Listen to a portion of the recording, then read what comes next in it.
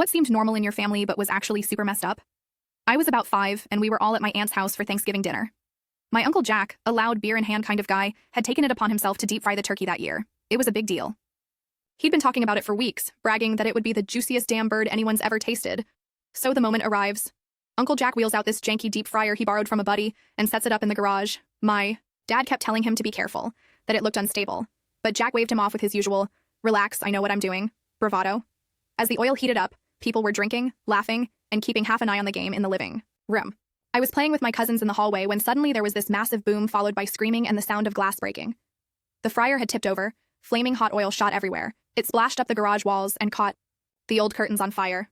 Uncle Jack got second-degree burns on his arm. My aunt was screaming and trying to put out the fire with towels soaked in water. Bad idea.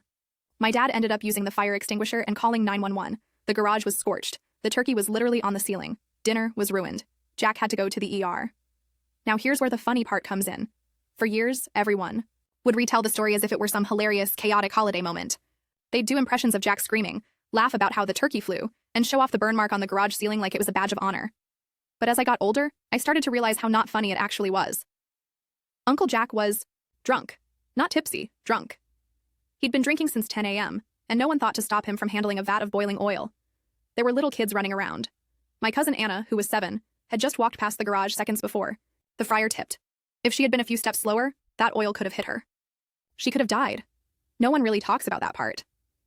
What also doesn't get mentioned is how that was the year my mom pulled me aside and whispered, "We're not coming here next Thanksgiving." She never explained why, but I remember. We started having our own quiet dinners after that, just the 3 of us. Looking back, the turkey incident wasn't some silly holiday disaster. It was a near tragedy caused by adult irresponsibility, covered in laughter and beer to make it more palatable.